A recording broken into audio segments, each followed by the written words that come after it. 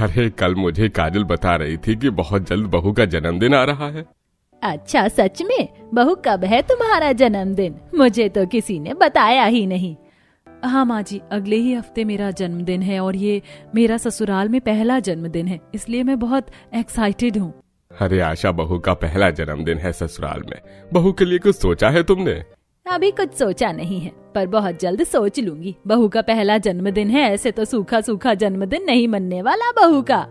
घर वालों की बातें सुनकर पूजा की खुशी दुगनी हो जाती है। अब इसी तरह 2 दिन बीत जाते हैं और एक दिन। बहू, हमारे घर की आर्थिक स्थिति सही नहीं है। मैं तेरे जन्मदिन पर कोई सेलिब्रेशन तो नहीं कर सकती, पर हाँ, हमारे कुछ रिश्तेदार हैं जो शादी में नहीं आ पाए थे, तो मैं सोच रही हूँ कि मैं तेरे जन्मदिन पर उन 5 रिश्तेदारों को बुला लूं। इस तरह वो लोग तुझे भी देख लेंगे और तेरा जन्मदिन भी मन जाएगा। हाँ भाभी, और मैं आपके जन्मदिन पर आपके लिए अपने हाथों से 2 मंजिला केक बनाऊंगी। मुझे बहुत अच्छा केक बनाना आता है। और तुम चिंता मत करो पूजा, मैं तुम्हें शॉपिंग करा दूंगा। तुम्हारा जन्मदिन हम घर में ही बहुत अच्छा मनाएंगे। घर में जन्मदिन मनाने का नाम सुनकर पूजा थोड़ी दुखी हो जाती है, पर वो इस बात से खुश होती है कि उसके ससुराल वाले उसके जन्मदिन को स्पेशल बनाना चाहते हैं। अब अगले ही दिन विष्णु पूजा को अपने साथ शॉपिंग करने ले जाता है और उसे उसकी पसंद की एक साड़ी दिलवाता है। तुम्हें साड़ी तो पसंद है ना? साड़ी तो हो गई, और भी कुछ चाहिए तो बता दो, तुम्हारा बर्थडे ज्यादा दूर नहीं है। अब मैं अपने बर्थडे पर किसी से कुछ मांग थोड़ी ना सकती हूँ। आपने जो दिलाया है वो पसंद है मुझे। बाकी आपको जो देना है आप अपनी मर्जी से दे सकते हैं, और मैं खुश हूँ कि मेरे ससुराल वाले इतने प्यार से मेरे बर्थडे को स्पेशल बनाने में लगे हैं, वरना मैंने तो इसकी भी उम्मीद नहीं करी थी। पूजा अपने पति के साथ शॉपिंग करके घर आती है और 2 दिनों बाद जब सुबह पूजा की आंख खुलती है तो वो देखती है कि उसके बेड के पास फूल गिरे हैं। अब वो गिरे हुए फूल पर चलकर पूजा अपने कमरे के बाहर निकलती है, और जैसे ही कमरे से बाहर जाती है विष्णु और विनोद उसके ऊपर पार्टी पॉपर छोड़ते हैं और बर्थडे विश करते हैं। Happy birthday, happy birthday, happy birthday. Thank you so much. आप सब ने मेरा बर्थडे पर इतना अच्छा घर डेकोरेट किया और इतने अच्छे से मुझे बर्थडे विश किया। भाभी, आज आप कोई काम नहीं करोगे, सारा काम मैं और माँ करेंगे, और मैं आपके लिए केक बनाने जा रही हूँ। आप जाकर रेडी हो जाओ। बहुत जल्द आपकी बुआ सास, मौसी सास, मामी सास और आपकी जेठानियाँ आ रही हैं आपसे मिलने के लिए, जो शादी में नहीं आ पाई थी, तो अब आपको उनके लिए खाना भी बनाना है। घर वालों के कहने पर पूजा रेडी होने के लिए चली जाती है और आकर अपने हाथों से रसोई में पूरे दिन खड़ी होकर न सिर्फ काजल केक बनाती है बल्कि सभी के लिए खाना भी बनाती है।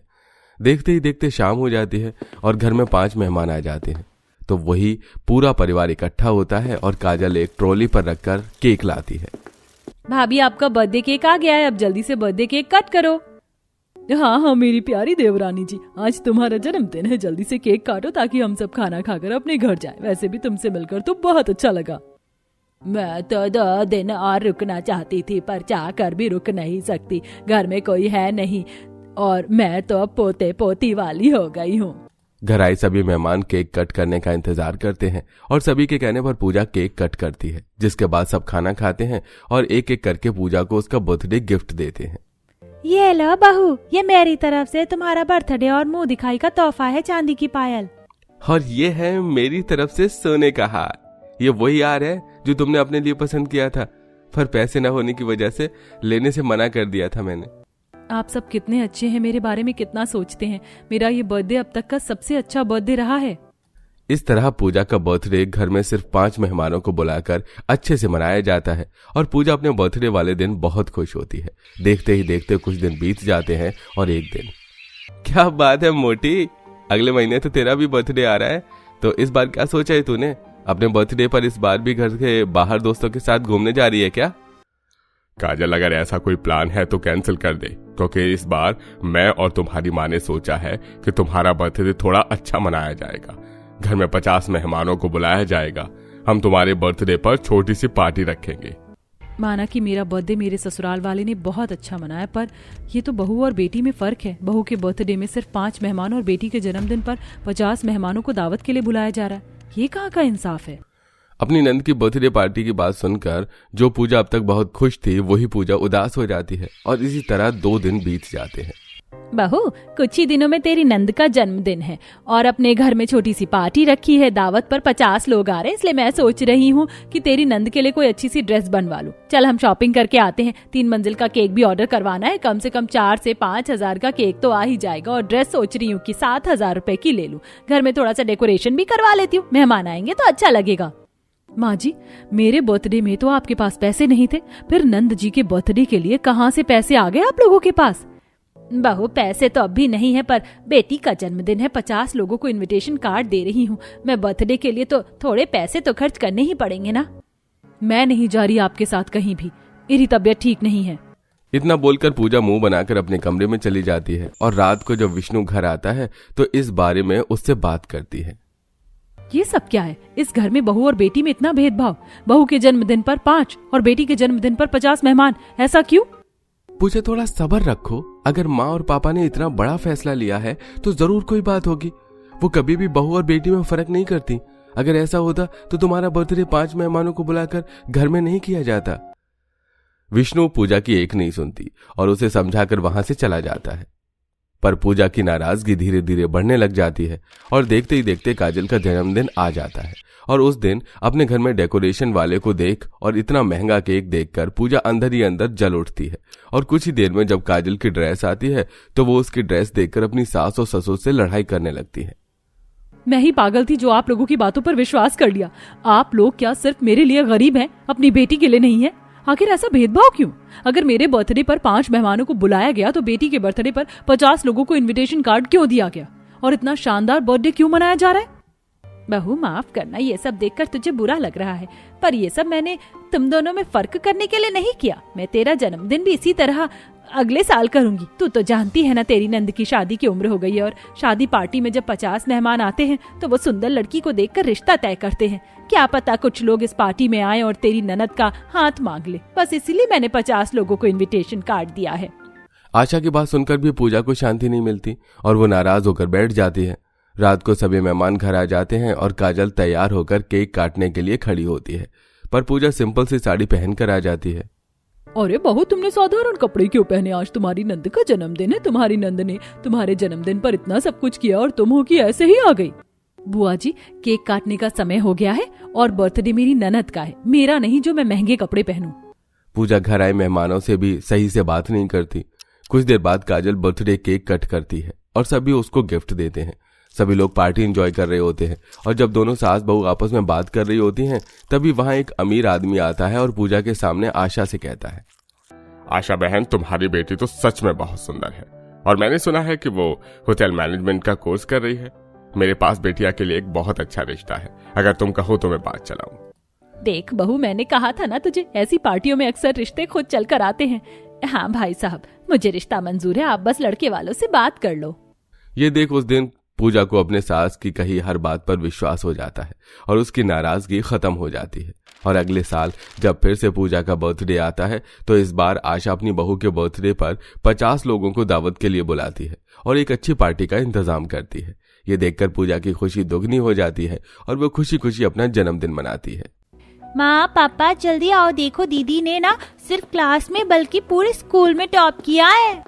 अरे बेटा, तूने तो हमारा नाम रोशन कर दिया। अब मुझे समझ में आया तुम्हारे पापा क्यों तुम्हें पढ़ाना चाहते थे। माँ, अभी मेरी पढ़ाई पूरी नहीं हुई है, अभी तो मैंने बस पहली सीढ़ी चढ़ी है अपने सपनों की। तुम्हें पता है, मुझे स्कूल से स्कॉलरशिप मिली है। अब मैं गांव के सबसे बड़े कॉलेज में पढ़ने जाऊंगी जहां सिर्फ अमीरों के बच्चे जाते हैं और उसका सारा खर्चा सरकार उठाएगी। अंजलि और राधिका की बातें सुनकर उसके माता पिता बहुत खुश होते हैं। तो वहीं दूर खड़ी सुमित्रा ये सब देखकर अंदर ही अंदर जल रही होती है और अपनी बेटी से कहती है, अरे बेटा, तू पूरे स्कूल में फर्स्ट नहीं आई तो क्या हुआ, अच्छे नंबरों से पास तो हो गई। हम तेरा एडमिशन भी यहाँ के सबसे बड़े कॉलेज में करवाएंगे, तुझे फिक्र करने की जरूरत नहीं है। पर माँ, अगर पापा ने डांटा तो? तेरी माँ है ना, कोई कुछ नहीं बोलेगा तुझे। सुमित्रा जलन में आकर अपनी बेटी को बढ़ावा देती है। अब इसी तरह कुछ दिन बीत जाते हैं और काफी चक्कर काटने के बाद रुचिका और अंजलि का एडमिशन सेम कॉलेज में हो जाता है। माँ, अगले हफ्ते से मेरा कॉलेज स्टार्ट हो जाएगा और आप तो जानती हैं ना, इस कॉलेज में दूर दूर से अमीर बच्चे आते हैं, बहुत से बच्चे तो शहर के भी हैं। उनके सामने क्या मैं ऐसे पुराने कपड़े पहनकर जाऊंगी? अगर किसी ने मेरा मजाक बना दिया तो? इसलिए मुझे कुछ अच्छे और महंगे कपड़े दिला दो ना। हाँ बेटा, क्यों नहीं, हमारे पास पैसों की कमी थोड़ी ना है जो हम तुझे अच्छे कपड़े ना दिला सके। घर के बाहर खड़ी होकर सुमित्रा अपनी गरीब पड़ोसन को सुना रही होती है। ये सुन गोपाल घर में जाता है और अपनी बेटी से कहता है, बेटा, अंजलि बेटा, अगले हफ्ते से तुम्हारा कॉलेज शुरू होने वाला है। तुम्हारे पास एक भी ढंग के कपड़े नहीं है। चलो हम तुम्हें कुछ अच्छे कपड़े दिला देते हैं जो तुम अपने कॉलेज के पहले दिन पहन कर जा सको। हाँ बेटा, तेरे पापा बिल्कुल सही कह रहे हैं। मैंने तो इस बारे में सोचा ही नहीं था। दीदी तुम्हारी तो मजे हैं, तुम अपने कॉलेज के पहले दिन नए कपड़े पहनकर जाओगी। माँ, जब मैं बड़ी होंगी और कॉलेज जाऊंगी तो आप मुझे भी ऐसे अच्छे कपड़े दिलाओगे ना? राधिका, जब तू बड़ी होगी तब माँ पापा नहीं, मैं तुझे कपड़े दिलाऊंगी। अब पहले बड़ी हो जा। और माँ, मुझे महंगे कपड़े नहीं चाहिए, मुझे तो आपके हाथों के बने कपड़े ही अच्छे लगते, इसलिए मैं अपने कॉलेज के पहले दिन भी आपके हाथ के बने कपड़े पहनकर जाऊंगी। हाँ दीदी, मैं तो भूल ही गई, कॉलेज खत्म होने के बाद तुम तो इंजीनियर बन जाओगी। आखिर तुमने इस कॉलेज में इंजीनियरिंग के लिए जो एडमिशन करवाया है। अंजलि अपने गरीब माता पिता के हालातों से वाकिफ थी, इसलिए वो फिजूल पैसा खर्च न हो इसलिए अपनी माँ को अपने लिए ड्रेस बनाने को कहती है। तो वहीं रुचि अपनी माँ से जिद करके बड़े बड़े शोरूम में शॉपिंग करने जाती है। माँ, मुझे ये वाला वन पीस और ये वाला टॉप खरीदना है और इसके बाद हम किसी दूसरी दुकान पर जाएंगे। एक ही दुकान से मुझे अपने कॉलेज के लिए सारे कपड़े नहीं लेने हैं। भैया, मेरी बेटी ने जो भी पसंद किया है वो पैक कर दो। माँ, ये सब तो बहुत सस्ते से हैं, हम किसी ब्रांडेड शोरूम में चलें? मेरे पास एक दो ब्रांडेड कपड़े भी तो होने चाहिए। रुचि जरा भी पैसों की परवाह नहीं करती और जबरदस्ती अपनी माँ को बड़े बड़े मॉल में ले जाती है और वहां अपने लिए कुछ ब्रांडेड कपड़े खरीदती है। माँ, मेरे पास पूरे 7 ब्रांडेड कपड़े हैं। अगर मैं हर हफ्ते भी कपड़े चेंज करके जाऊंगी तो भी मेरे पास कपड़ों की कमी नहीं होगी, पर इन कपड़ों की मैचिंग की मेरे पास सैंडल और बैग भी तो होनी चाहिए ना। रुचि, अब ये सब बाद में लेना, सारे पैसे खर्च हो गए। अगर तेरे पापा को पता चला तो वो बहुत नाराज होंगे। आज तू सिर्फ 2 ही सैंडल और एक बैग ले ले। पैसा ज्यादा खर्च होने की वजह से सुमित्रा रुचि को और शॉपिंग करने से मना कर देती है और जबरदस्ती घर लेकर आती है, जहां दोनों माँ बेटी देखती हैं कि घर के बाहर बैठकर शांति अपनी बेटी के कॉलेज के लिए सूट बना रही है और अंजलि अपनी माँ को एक सूट पहनकर दिखाते हुए कह रही है, देखो माँ, ये सूट परफेक्ट है। इसका कपड़ा, डिजाइन और फिटिंग सब कुछ बहुत अच्छा है। मैं अपने कॉलेज के फर्स्ट डे में यही पहनकर जाऊंगी। गरीब अंजलि और उसकी माँ को खुश होता देख सुमित्रा एक बार फिर मुंह बनाकर अंदर चली जाती है और इसी तरह देखते ही देखते अंजलि का कॉलेज का पहला दिन आ जाता है और उस दिन अंजलि अपनी माँ की बनाई हुई ड्रेस पहनती है।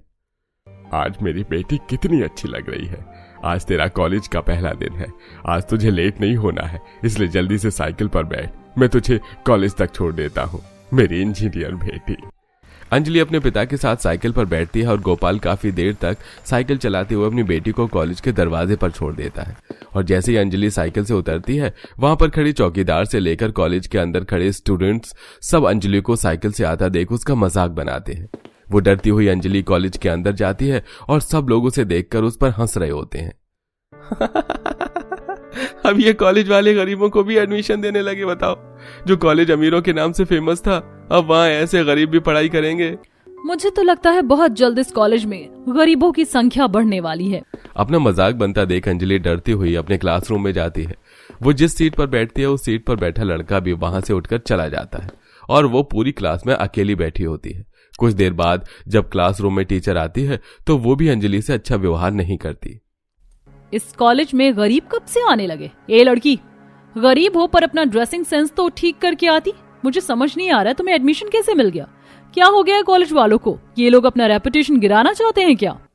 टीचर की बात सुनकर अंजलि को और बुरा लगता है और उसकी आंखें भर आती हैं। कुछ देर बाद सभी फ्री टाइम में कैंटीन में बैठते हैं तो कुछ गार्डन में बैठकर हंसी मजाक कर रहे होते हैं, पर अंजलि पूरे कॉलेज में अकेली होती है और वो कैंटीन में अकेली अपनी माँ के हाथों का बना हुआ खाना खाती है। अच्छा होता कि तुम किसी दूसरे कॉलेज में एडमिशन करवा लेती। इस कॉलेज में हम जैसे अमीर लोग पढ़ते हैं ना कि तुम जैसे गरीब लोग। अभी भी मौका है, इंजीनियरिंग की पढ़ाई छोड़कर घर में चूल्हा चौका कर लो, क्योंकि इस कॉलेज में तुम जैसी बहन जी की जरूरत नहीं है। अपने बाल, कपड़े और चप्पल देखे तुमने, कितने बेकार हैं। रुचि के इतना भला बुरा कहने के बाद भी अंजलि उससे कुछ नहीं कहती और क्लास लेने चली जाती है। आज पूरे दिन उसके साथ लोगों ने ऐसा ही बर्ताव किया था। हालांकि अंजलि का कॉलेज में पहला दिन अच्छा नहीं जाता, पर फिर भी वो पीछे नहीं हटती और रोज कॉलेज जाती है और हर टेस्ट और एग्जाम में फर्स्ट आती है, जिस वजह से धीरे धीरे उसके दोस्त बनने लग जाते हैं और टीचर भी उसकी फेवरेट बनने लगती हैं। माफ करना, मुझे नहीं पता था कि तुम इतनी इंटेलिजेंट हो। अगर पता होता तो पहले ही दिन तुमसे दोस्ती कर लेता। और अब मुझे समझ आ चुका है कि तुम्हें कॉलेज वालों ने इतनी आसानी से एडमिशन क्यों दिया। चलो अच्छी बात है, तुम अमीर बच्चों की सोच तो बदली। वैसे अब तो ये भी समझ आ गया होगा तुम्हें कि कॉलेज वालों को अमीर बच्चों की नहीं बल्कि टैलेंटेड बच्चों की जरूरत है। समय के साथ अंजलि का सारा डर खत्म हो जाता है और देखते ही देखते 3 साल बीत जाते हैं और आखिरकार अंजलि इंजीनियर बन जाती है। और कॉलेज के आखिरी दिन स्टेज पर प्रिंसिपल खड़े होकर कुछ बच्चों को बुलाते हैं। सिविल इंजीनियर की क्लास ए में टॉप किया है अंकित ने। अंकित, स्टेज पर आओ। अब अंकित नाम का लड़का ग्रेजुएशन गाउन और कैप पहने स्टेज पर जाता है और प्रिंसिपल मैडम से मेडल और अपना सर्टिफिकेट लेता है। इसी तरह एक के बाद ग्रेजुएशन गाउन और कैप पहने एक स्टूडेंट स्टेज पर बुलाया जाता है और उन्हें उनका इनाम दिया जाता है। और आखिर में बड़े ही मान सम्मान के साथ प्रिंसिपल अंजलि का नाम लेती हैं। ये तो वो बच्चे थे जिन्होंने अपनी अपनी क्लास में टॉप किया है, पर अब मैं जिसका नाम लेने जा रही हूँ ये वो स्टूडेंट है जिसने ना सिर्फ अपनी क्लास में टॉप कर इंजीनियरिंग पास आउट की है बल्कि पूरे कॉलेज में फर्स्ट आकर हमारे कॉलेज का नाम रोशन कर दिया। और वो लड़की है अंजलि, जिसके 100 में से 99% मार्क्स आए हैं और उन्होंने अब तक के सारे रिकॉर्ड तोड़ दिए हैं। प्रिंसिपल बड़े ही मान सम्मान के साथ अंजलि को स्टेज पर बुलाती हैं और अंजलि ग्रेजुएशन गाउन और कैप पहने अपना सर्टिफिकेट और मेडल लेने के लिए स्टेज पर जाती है और अपना इनाम लेकर अपने माता पिता को स्टेज पर बुलाती है। ये सब कुछ मेरे माता पिता की वजह से हुआ है, तो इसलिए मैं अपना मेडल अपने माता पिता को देना चाहती हूँ। माँ, पापा, स्टेज पर आइए। अंजलि के माता पिता आंखों में आंसू लिए स्टेज पर जाते हैं, जहां अंजलि अपना इनाम अपने माता पिता के हाथ में देती है और उनके साथ कुछ फोटो क्लिक करवाती है। और इस तरह गरीब बेटी अपना और अपने माता पिता का सपना पूरा करती है और अमीर रुचि फेल हो जाती है। इसलिए अंजलि उससे बहुत जलती है। और जब सेरेमनी खत्म हो जाती है तब अंजलि रुचि के पास जाती है जो अपनी माँ के साथ खड़ी थी और उससे कहती है, रुचि, आज पता चल गया होगा तुम्हें कि महंगी ड्रेस, पर्स और पैसे के बलबूते डिग्री नहीं मिलती, मेहनत के बल पर मिलती है जो मैंने की है। इसलिए आज मैं कॉलेज में फर्स्ट आई और तुम फेल हो गई। अब तुम दोबारा से पढ़ाई करना और मैं अपने माता पिता के सपने पूरे करूंगी। चलो बाय। रुचि को सुनाकर अंजलि अपने माता पिता के साथ चली जाती है, जिसके बाद सुमित्रा रुचि से कहती है, मैंने तेरी हर ख्वाहिश पूरी की, महंगे कपड़े दिलाए, जूते दिलाए, तेरे खाने पीने के खर्चे उठाए और तू इस गरीब के आगे फेल हो गई। तूने मेरी नाक कटवा दी। आज तेरे पापा ही बताएंगे तुझे। घर चल। शोभा और रुचि अपने घर जाती हैं, जहां पर रुचि के पिता उसे बहुत सुनाते हैं, जिससे उसका सिर शर्म से झुक जाता है।